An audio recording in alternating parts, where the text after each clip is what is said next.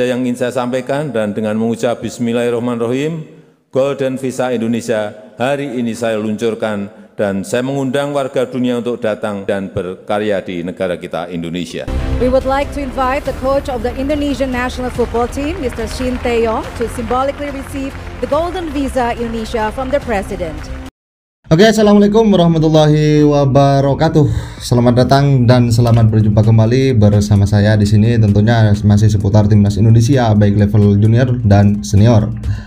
Yang terbaru, pelatih timnas senior Coach Shin Tae-yong sedang mendapatkan prestasi yang luar biasa yang langsung diberikan oleh diberikan oleh Presiden Indonesia, yaitu Pak Jokowi, yang sebentar lagi akan diganti oleh Pak Prabowo. Dari kedua nama itu adalah sama-sama gila bola.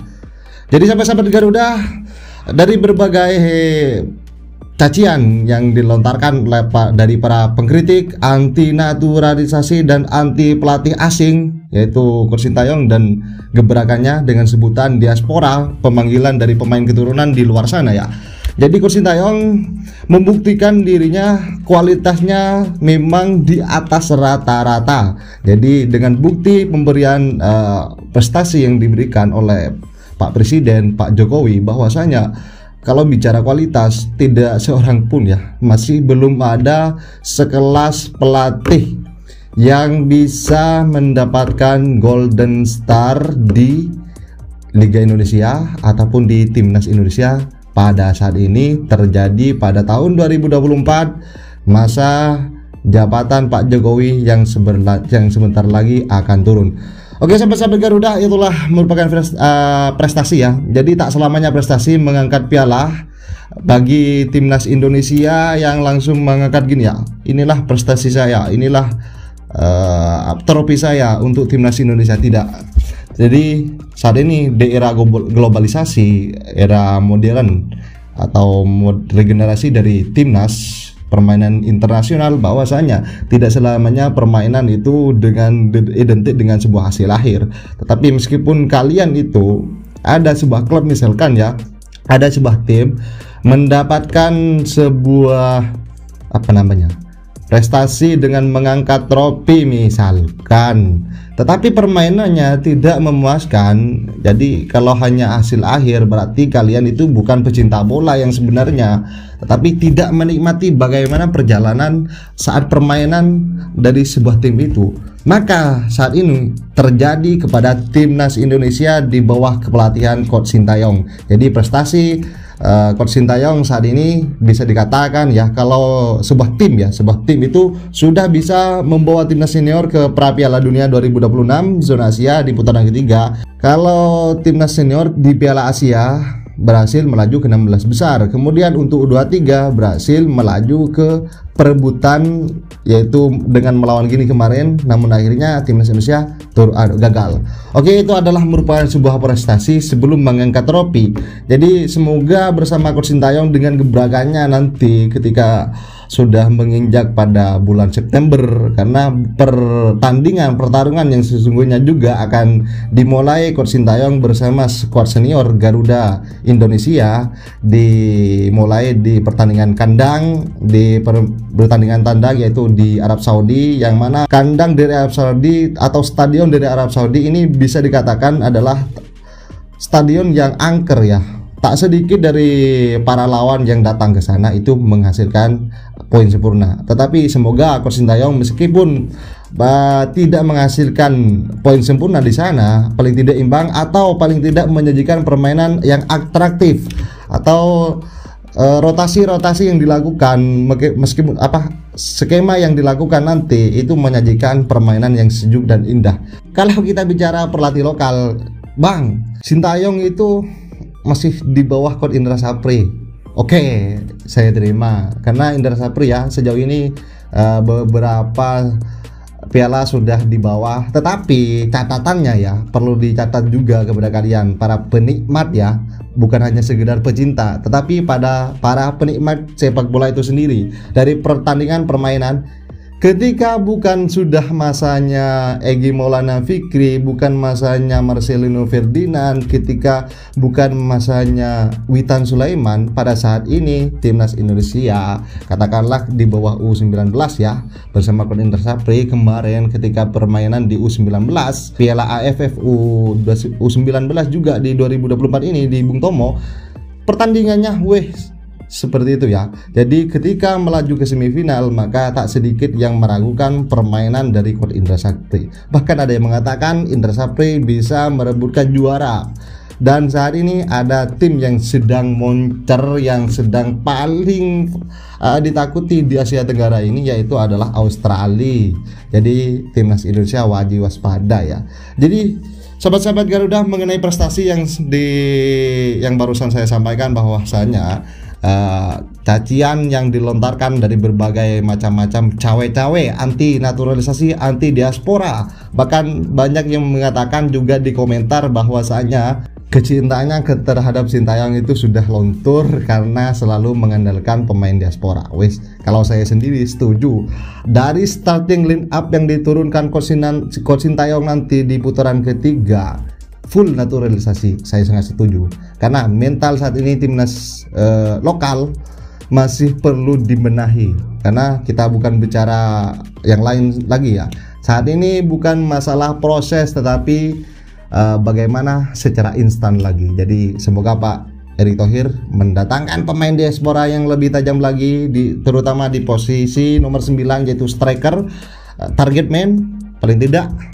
Kalau sudah nggak dapat striker, Ole Romeni sedang, saya katakan lagi ya, sebelum video sebelumnya saya sebutkan bahwa Ole Romeni menjadi target utama setelah Martin Paes. Jadi kemungkinan timnas senior akan kedatangan 2 pemain diaspora, yaitu Martin Paes dan Ole Romeni. Tetapi kalau Martin Paes sedang proses diabetes, kemudian Ole Romeni sedang digencot betul-betulan. Timnas Indonesia. Jadi ini catat, kalau sudah Pak Erick Thohir kemarin mengatakan bahwa Ole Romeni masih diusahakan. Jadi sahabat-sahabat Garuda, ini pemberian dari Pak Presiden Jokowi tentang Golden Star setelah mendapat kritikan dari berbagai macam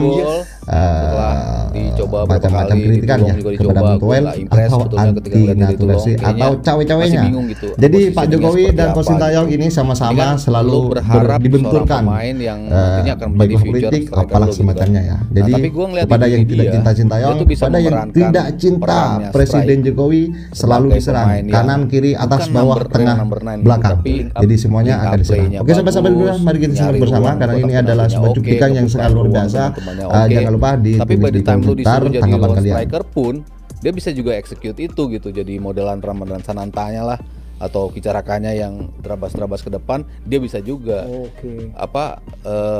akselerasi ketika lo lagi bareng satu jajar sama back, dia lempar bola ke depan sekali, habis itu dia maju ngejar ngundaluin back itu. Nah itu dalam beberapa kesempatan terlihat. Cuman ya harus diakui lawan-lawannya kan kemarin Filipina, Kamboja sama Timor Leste. Lo belum teruji sama Thailand, belum teruji sama Malaysia. Yang di turnamen ini bagus loh, Malaysia mainnya luar biasa. Habis itu belum lagi Australia gitu, yang secara body kita selalu kalah gitu. Tapi gue ngelihat dia cukup lengkap lah atributnya sebagai seorang striker. Ditambah dia nggak egois ternyata kan, ketika dalam posisi lo bisa nyetak gol, tapi lo ngelihat Arkan Kakak belum nyetak gol sepanjang turnamen, selalu dibully sama netizen, akhirnya dioper ke dia bisa mencetak gol, yaitu nunjukin juga di usia 18 dia nggak mikirin dirinya dia sendiri. Good point tuh, Coach. Gue pengen nanya pendapat soal ini kan U19 Coach ya, emang layer yang emang bukan buat juara tapi ngasih pengalaman pemain, jam terbang, pengalaman. Sementara ini tim dituntut untuk memberikan performance yang luar biasa. Yang nuntut siapa? Gue harus bilang netizen ya. Ya udah, itu netizen yang lo harus cuci otaknya. kan kembali lagi, PSSI nuntut nggak? Enggak. Sintayong nuntut nggak? Enggak. Erick Thohir nuntut nggak? Enggak. Jadi ikutin aja. Bukan netizen. Netizen itu harus belajar bahwa prestasi itu nggak hanya trofi. Prestasi adalah progres, performance, proses. Itu prestasi. Nah, sekarang selama ini puluhan tahun otak netizen dicuci dengan media lokal dengan orang-orang bawa prestasi itu menang trofi. Itu yang harus kita rubah. Itu tugas gue sebagai influencer. Untuk merubah prestasi itu nggak semena-mena harus trofi.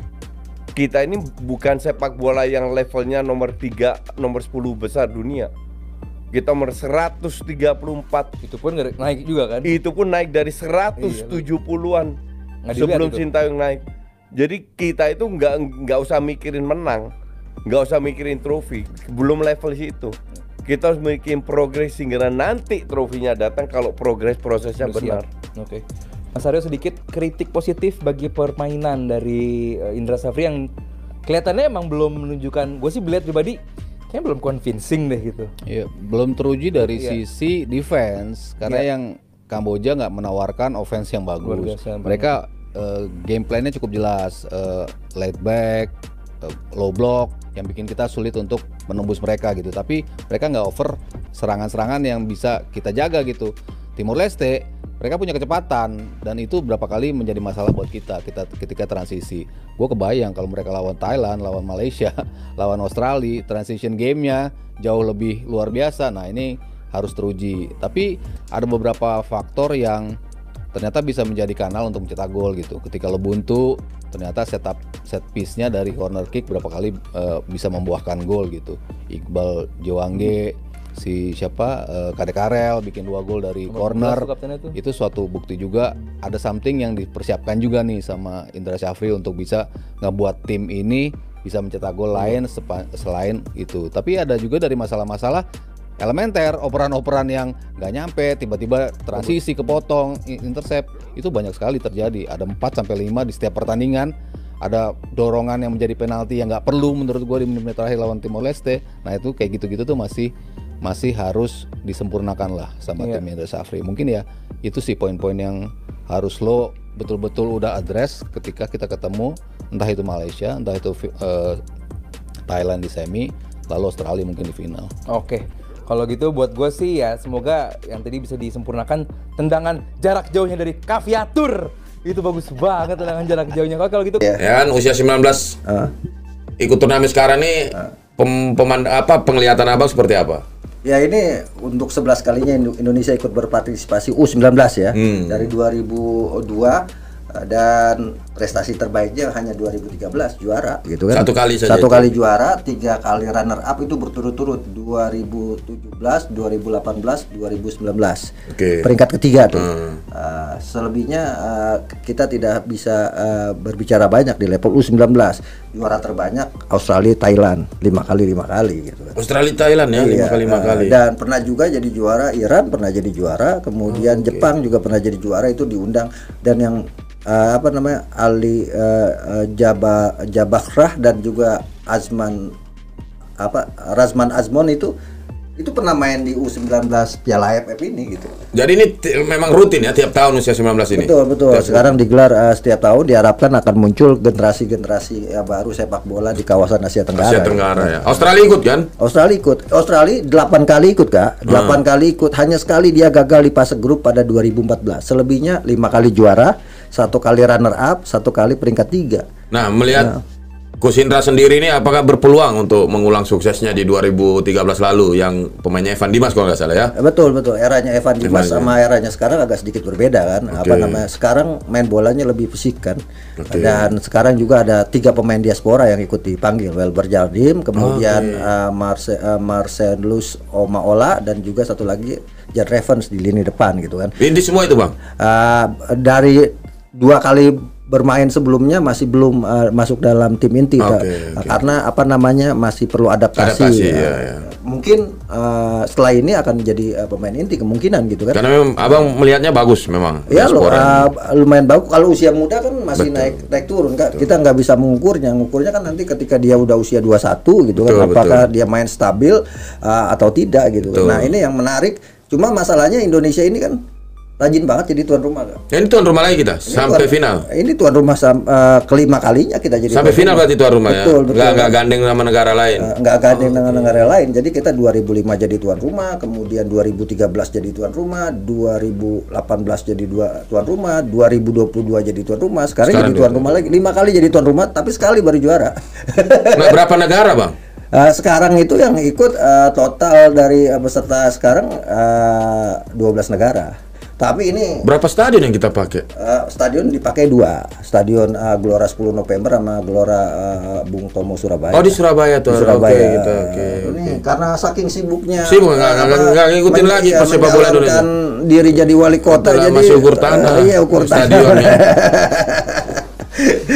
Jadi nggak tahu kalau ternyata ada Piala AFF. Iya nggak tahu, gitu nggak tahu betul-betul. Nah, kemarin sekali-sekali. Iya kemarin kan kita tuan rumah juga U16. Kita peringkat 3. Betul. Ya kan Novarianto. Nah, sekarang giliran Coach Indra Sapri, kita berharap tahun ini ya bisa juara. Jadi kalau menurut saya U19 ini sebenarnya udah usia yang masuk ke tahap senior lah.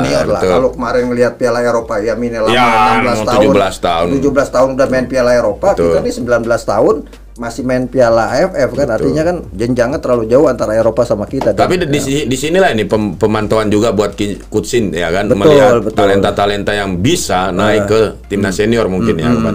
Nah, kembali lagi penglihatan Abang cara bermain dilatih Coach Indra ini beda dengan 2013 atau yang seperti Abang bilang tadi ada perbedaan di segi fisik. Iya, ya kan? Bermain sekarang lebih physically, dan yang kedua lawan-lawan sekarang juga sudah mulai berkembang kan, sehingga kemudian sulit dibedakan, sulit membandingkan 2013 sama sekarang. Yang harus menjadikan acuan kalau 2013 kita kemudian hanya melahirkan beberapa pemain, kalau sekarang yang di timnas tinggal Dimas Derajat kan 2013 kan, Evan Dimas sudah selesai karirnya di timnas. Jadi kita berharap 2019 sekarang ini 2024 ini usia 19 ini bisa menjadi andalan timnas nantinya ke depan gitu. Betul. Nah, dari penglihatan cara bermain sendiri, apakah Indonesia diasuh oleh Coach Indra ini bisa melaju sampai final dan menjadi juara, Bang? Kalau tantangan terbesar Indonesia ada di semifinal, ya. Itu tantangannya. Kalau saya ngelihat di fase grup ini lawannya ringan itu. Jadi Indonesia sudah berapa kali menang? Sudah 2 kali menang, 6-0 lawan Filipina. 2 kali main itu. Lawan Kamboja gitu. Dikit lagi juga menang juga. Lawan Timur Leste lagi itu Timur Leste. Oh, itu satu grup. 4 itu. Iya. Terlalu yang di sebelah Australia. Yang di sebelah Australia, Vietnam, Myanmar, Laos. Thailand di mana? Sebelahnya grup C, Thailand, Malaysia, Singapura, Brunei. Oh, ada 3 grup. Ada 3 grup. 2 stadion yang dipakai. 2 stadion yang dipakai, dan kalau kita lihat yang jadi bulan-bulannya ini Brunei Darussalam gitu kan, tim-tim seperti Timor Leste juga masih jadi bulan-bulan. Ya belum mana ini. Tapi jangan sampai mereka menyalip kita beberapa tahun berikutnya kan. Kan itu yang kita takutkan. Betul. Artinya kan kita harus ngelihat ke atas, tapi juga kita tidak boleh melupakan yang di bawah. Bisa jadi yang di bawah berkembangnya pesat gitu. Nah, untuk tuan rumah sendiri nih Bang, apakah kita memaksakan? Sampai ada saya lihat di berita lampunya lah ketika main di Tambak Sari ya. Betul mati atau kurang tapi tetap berjalan. Iya, ada yang lampunya redup, ada yang sempat mati juga. Nah, gitu. Itu Abang melihatnya seperti apa? Apakah kita sudah siap atau saya pikir ini masalah non teknis yang harusnya tidak terjadi, memalukan. Betul. Malu-maluin sekali sampai mati lampu dan sebagainya. Dan ini artinya bukti bahwa panitia nggak siap, bukan karena dadakan, karena ini eventnya sudah jauh-jauh hari diumumkan Indonesia sebagai tuan rumah gitu. Sehingga kemudian menurut saya kita dari sisi kepanpelan ini yang masih agak belum masalah ya, gitu betul. Ya, bukan cuma di level U19 lah, di level senior Piala AFF lah, antar kualifikasi Piala Dunia kita juga masih kadang-kadang bermasalah. Tapi itu kan bisa mencoreng juga nama kita untuk mengajukan tuan rumah selanjutnya kan Bang. Kalau ada kendala. Tapi kalau untuk level Asia Tenggara kan Indonesia akan pasti jadi langganan, karena di Indonesia itu atmosfernya yang menjadi pilihan kan. Jadi itu daya tarik AFC untuk Indonesia tuan rumah, karena penontonnya bakal rame terus. Bahkan nih ada kabar Indonesia secara dadakan akan jadi tuan rumah Piala AFF Putri malah lagi kan. Karena negara lain dianggap tidak seantusias Indonesia gitu. Nah, ini tantangan sendiri nggak nih bagi Coach Indra? Oh iya dong, pasti kan. Coach Indra ini untuk 3 kalinya tampil di Piala AFF U19. Satu kali juara 2018 dia jadi peringkat ke-3. Kemudian sekarang tantangan lagi buat dia. Jadi permasalahannya kan sekarang kita tuan rumah, lawannya enteng. Ini yang menurut saya harus dirubah ya. Iya, artinya Indonesia tuh harus dapat lawan berat di penyisian. Tapi undian kan bukan kita yang memilih. Kan udah diundi AFC ya. Tapi pot itunya. Iya, potnya itu. Jadi kalau saya ngelihat nih, bahkan mending ketemu langsung Australia, Thailand. Indonesia semifinal ini akan ketemu Malaysia kemungkinan. Ini seru. Karena Indonesia sebagai juara grup A akan bertemu dengan juara grup C. Yang lolos kan 3 grup nih. Iya, 3. Runner up terbaik 1. Gitu. Runner up terbaik kemungkinan Thailand. Australia dimimpin juga di sebelah. Australia udah lolos semifinal sama Indonesia udah lolos semifinal. Nah disitulah pembuktiannya. Betul. Kan apakah. Dan ini kemungkinan ini lawan kita antara Malaysia atau Thailand, karena lawan kita kemungkinan di situ yang juara grup C. Dan kalau saya lihat ini juga harus hati-hati karena 3 kali terakhir kita kalah dari 2 tim itu di semifinal. 2017 kita kalah 2-3 dari Thailand di semifinal, ya kan? Kemudian 2018 kita kalah dari Malaysia lewat adu penalti di semifinal. Kemudian 2018 kita kalah dari Malaysia juga 3-4 di semifinal. Ya pada akhirnya kita peringkat ketiga sih di perebutan tempat ketiga. Terakhir 2022 kita tuan rumah, pelatihnya Coach Sintayong gagal, kita nggak lolos semifinal. Itu tuan rumah siapa? Tuan rumahnya Indonesia tuan rumah, tapi pembagian grupnya berat. Karena di situ Indonesia berada di grup A, satu grup dengan Vietnam, dengan Thailand, Indonesia, Myanmar, Filipina dan Brunei. Gitu. Secara jadi sudah teruji lah di penyisian kalau memang dia sampai lolos. Tapi ujiannya itu berat. Betul apa bilang bahwa kita harus juga di penyisian jangan yang enteng lah. Iya, sebenarnya sih kita nggak kalah sama Vietnam sama Thailand waktu itu di penyisian grup karena sama-sama mengoleksi 11 poin. Bahkan kalau produktivitas Indonesia lebih produktif. Indonesia ngalahin Brunei 7-0, ngalahin Myanmar 5-1, ngalahin Filipina 5-1. Kita hanya gagal ketika itu karena kita tidak memahami regulasi. Dipikir regulasinya sama dengan yang kali ini. Selisih gol. Ternyata regulasinya head to head. Nah, ketika head to head Indonesia melawan Thailand 0-0, Indonesia melawan Vietnam 0-0. Sementara Vietnam sama Thailand main 1-1. Jadi yang lolos Thailand sama Vietnam. Itu yang menyebabkan kita nggak lolos ke semifinal itu. Gitu. Kita tuan rumah waktu itu. 2022. Coach Sintayong kita main di stadion Senayan nih, lapangan Stadion Madia Senayan dan Stadion Patriot Candrabaga Bekasi. 2 stadion itu. 2 stadion. Nah, untuk Coach Indra Sapri sendiri ini kan usia segini kan banyak juga diaspora di luar sana kan. Nah, menurut Abang kenapa Coach Indra tidak memanggil banyak, hanya memanggil 3? Sebenarnya udah di Toulon Cup udah ada 4 pemain yang dipanggil juga gitu kan. Ada pemain yang dipanggil, ada Henry, kemudian dari Twente, kemudian dari Nestisbugen juga ada kemudian Sami Yevel juga ada, kemudian ada Hiroshi juga dipanggil, tapi kemudian di sini nggak dibawa karena waktu di Toulon Cup itu ini yang menarik. Seleksi juga di sana. Yang menarik Coach Indra Sapri ini masuk ke Piala AFF dengan uji coba yang sebenarnya sangat-sangat bagus, tapi nggak pernah menang. Uji coba yang nggak pernah menang. Pertama kita kalah 1-2 di Toulon ini. Bukan cuma di Toulon. Kita pertama uji coba kalah 1-2 dari Thailand. Kemudian uji coba lagi kalah 2-3 dari Uzbekistan. Uji coba lagi lawan Cina 2 kali seri 1-1. Kemudian berangkat ke Toulon. Di Toulon kita kalah 0-3 dari Ukraina, kalah 0-4 dari Panama, kalah 0-1 dari Italia, kemudian kalah 1-4 dari Jepang, kalah 1-2 dari Korea Selatan. Balik ke Indonesia kalah lawan tim PON Sumut ini menarik nih. Ini sebelum kita lanjut Bang, ini saya potong dulu. Banyak yang membandingkan bahwa di era Coach Shin dimanjakan dengan uji coba timnas kan, dengan apa yang Abang barusan bicara kan. Semua juga pelatih disamakan kok. Betul dong. Betul. Bahwa usia 19 ini negara yang diajak uji coba pun bukan kaleng-kaleng. Betul. Berarti itu tergugurkan dong yang ada orang yang berbicara bahwa Coach Shin dimanjakan, ya kan? Disuapi terus sama Pak Erik, contoh kasarannya kan, dengan uji coba yang kualitas.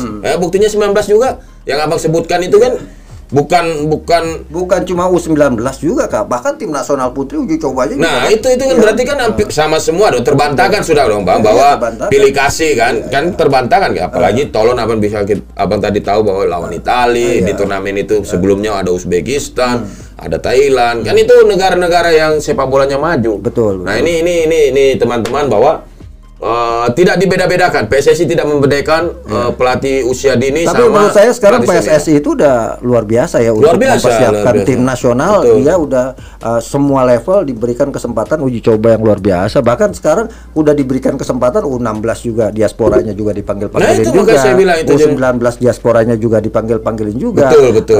Kemudian di seniornya juga seperti itu. Artinya uji cobanya kita udah luar biasa gitu. Betul. Nah, Tinggal itu bagaimana kita nunggu prestasinya. Saya bilang itu, Bang. Sekarang ini tidak ada lagi, jangan dengarkan orang yang membanding-bandingkan bahwa dimanjakan atau lebih spesial. Ini sama semua, guys. PSSI ini melalui ketua umumnya dan jajarannya ini tidak ada membandingkan, semua rata. Mau uji coba sama siapa, yang penting negara itu mau, kita uji coba. Bener dong, Bang? Betul. Jadi dukung terus timnas, guys. Jangan dengarkan tembok berbisik, ya tapi kalau udah uji cobanya luar biasa, targetnya juga harus luar biasa. Ya, Tidak bisa lagi bahwa alasan-alasan yang tidak rasional lah. Ya kalau saya U19, saya bilang targetnya harus juara. Harus juara karena Kalau sudah diberikan juga keleluasaan dalam memilih pemain, ya kan. Uji cobanya luar biasa. Dan ini juga sebagai batu loncatan kita untuk kualifikasi Piala Asia. Karena nanti setelah ini tim U19 ini uji coba kualifikasi Piala Asia U20 yang akan bertemu dengan Yaman, Kuwait dan juga ketemu Yaman, Maladewa dan Timor Leste. Kita ketemu itu lagi di tuan rumahnya Indonesia. Nah, ketika itu yang lolos adalah juara grup plus 5 runner up terbaik. Nah, otomatis lolos itu. Nah, jadi kita tuan rumah. Jadi target Coach Indra Sapri ini menurut saya adalah harus juara nih, juara Piala AFF, lolos Piala Asia, target ujungnya lolos Piala Dunia U20. Tapi jangan jadikan ini sebagai untuk Coach Indra ya, beban dia ya kan, jangan sampai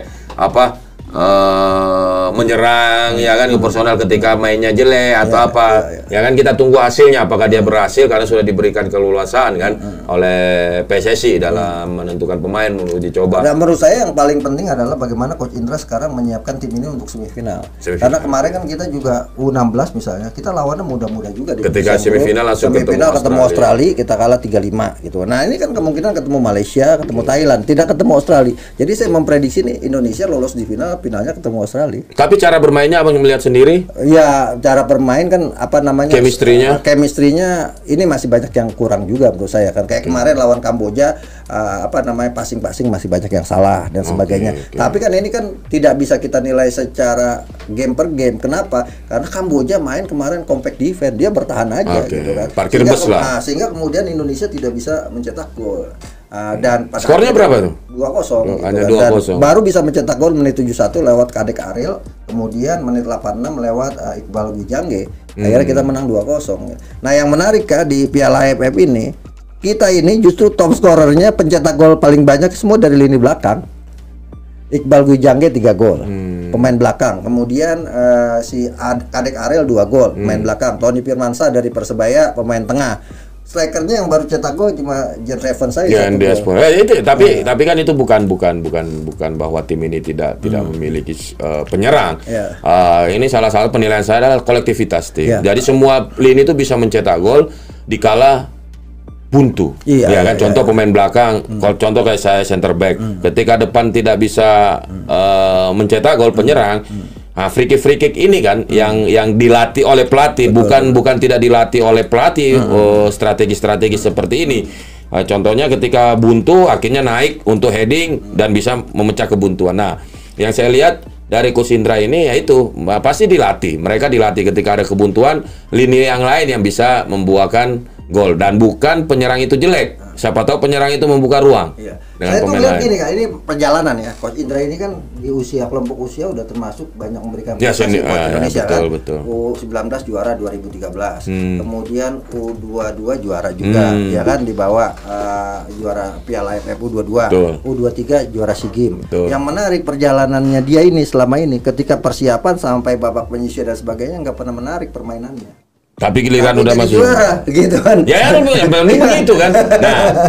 Nah, ini kembali lagi Bang untuk yang Abang bilang juara 3 kali. Nah, ini masih ada beberapa masih ada lah bahwa meng-compare ya kan, bahwa Indra Sapri lebih prestasi daripada Sintayong. Nah, menurut Abang Ya, haruskah dibandingkan itu atau bagaimana? Kalau saya sih nggak bisa dibandingkan karena levelnya beda gitu kan. Kelompok umur kan beda dengan senior. Gitu. Kalau senior targetnya udah nggak ada pilihan, mereka targetnya ya prestasi kan gitu. Nah, karena itu tekanannya pasti lebih tinggi. Kalau usia muda kan targetnya pengembangan dan pembinaan dengan dengan ya juara sebagai stimulan gitu kan. Sehingga kemudian target dari usia muda ini bagaimana dia jadi bisa pemain ke senior nanti dan bisa memberikan prestasi buat timnas senior gitu. Jadi menurut saya nggak fair juga dibanding-bandingkan. Betul. Ini sekarang kan dibandingkan Indra Safri. Masih ada lah yang membandingkan itu. Iya, ukurannya trofi misalnya yang nggak bisa dibandingkan juga karena usianya. Indra Safri adalah pelatih yang berprestasi di usia muda. Kayak misalnya Lupente lah kemarin pelatih Spanyol. Ketika dia juara U16, U20, U23-nya Spanyol, ya dia usia muda. Nah, baru kemudian dia menunjukkan hebat ya ketika dia bawa Spanyol kemarin juara senior kan. Ya, walaupun Cousin sempat juga ditunjuk menjadi usia 19 di 2000 itu kan, tapi tidak juara. Sintayong memang ditugaskan itu dalam rangka tujuannya untuk Piala Dunia U20. Ya kan? Untuk persiapan itu Piala Dunia U20. Mungkin mencoba-coba pemain ya kan, menyeleksi untuk usia 20 dan akhirnya gagal kan.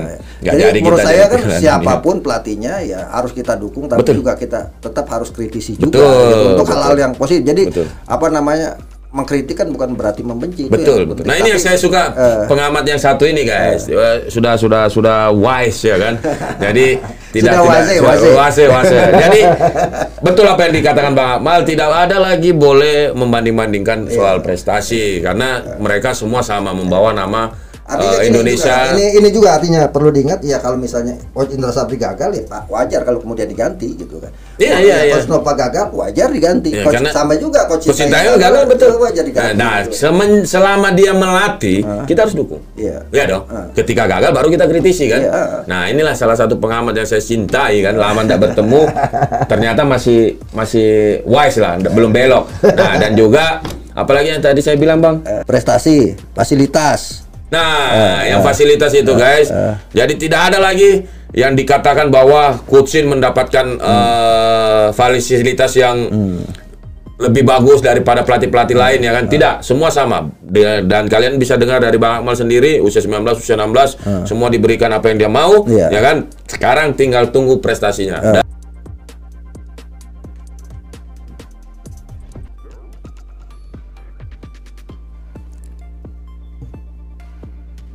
Assalamualaikum warahmatullahi wabarakatuh. Selamat pagi, salam sejahtera bagi kita semuanya. Om Swastiastu, Namo Buddhaya, salam kebajikan. Yang saya hormati para Menteri Kabinet Indonesia Maju, yang mulia para Duta Besar negara-negara sahabat, Panglima TNI, Direktur Jenderal Imigrasi, para pengusaha, investor, hadirin dan undangan yang berbahagia. Saat ini tidak banyak negara yang memiliki pertumbuhan ekonomi yang bagus, stabilitas politik yang terjaga, serta bonus demografi dan sumber daya alam yang melimpah. Artinya, seharusnya Indonesia bisa menjadi negara tujuan investasi yang menjanjikan, bisa menjadi negara tujuan para global talent untuk berkarya. Semua itu akan memberi multiplier efek besar buat negara, mulai dari capital gain, kesempatan kerja, transfer teknologi, peningkatan kualitas SDM, dan lain-lain. Oleh sebab itu, hari ini kita akan luncurkan layanan Golden Visa untuk memberi kemudahan pada para WNA dalam berinvestasi dan berkarya di negara kita Indonesia, sehingga menarik lebih banyak good quality travelers untuk invest while stay dan productive while stay. Tapi ingat, hanya untuk good quality travelers. Sehingga harus benar-benar selektif, benar-benar diseleksi, harus benar-benar dilihat kontribusinya. Jangan sampai justru meloloskan orang-orang yang membahayakan keamanan negara, meloloskan orang-orang yang tidak memberi manfaat secara nasional. Saya juga berharap fasilitas Golden Visa Indonesia ini segera disebarluaskan dan segera disosialisasikan, lakukan secara masif lewat berbagai kanal sehingga dapat terjangkau lebih banyak top investor dan top global talent. Selain itu, saya juga mengharapkan para duta besar negara-negara sahabat dapat menyampaikan informasi kebijakan ini ke masyarakat di negara masing-masing untuk meningkatkan kerjasama ekonomi dan menjadi perekat persahabatan antar negara. Itu saja yang ingin saya sampaikan, dan dengan mengucap Bismillahirrahmanirrahim, Golden Visa Indonesia hari ini saya luncurkan, dan saya mengundang warga dunia untuk datang berinvestasi dan berkarya di negara kita Indonesia. Terima kasih. Wassalamualaikum warahmatullahi wabarakatuh. Mohon berkenan mendampingi Presiden Republik Indonesia, Menko Polhukam, Menko Marves, Menkumham, Sekretaris Kabinet, Dirjen Imigrasi Kemenkumham untuk mendampingi Presiden Republik Indonesia.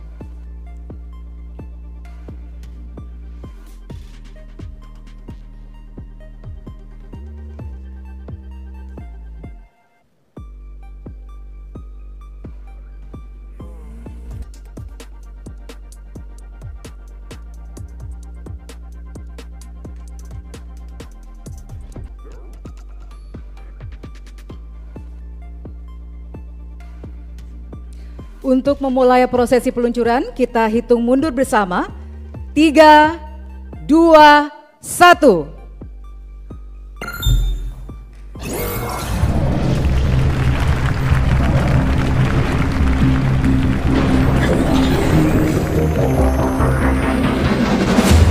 Welcome to Indonesia. We would like to invite the coach of the Indonesian national football team, Mr. Shin Tae-yong, to symbolically receive the Golden Visa Indonesia from the President.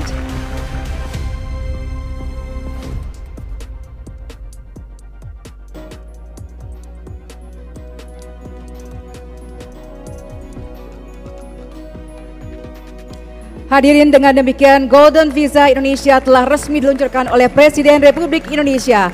Please give a round of applause for the grand launching of the Golden Visa Indonesia by the President of the Republic of Indonesia.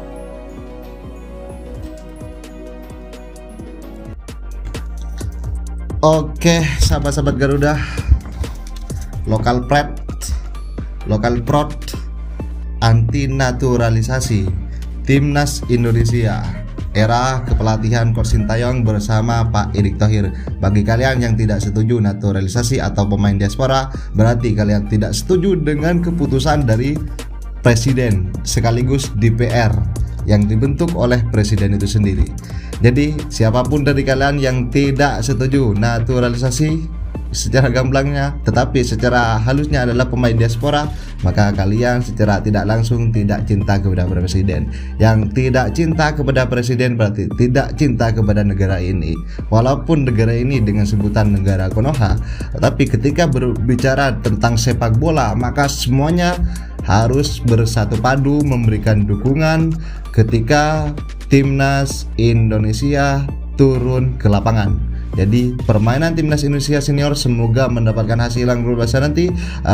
Permainan yang disajikan selalu atraktif, produktif, dan enak ditonton.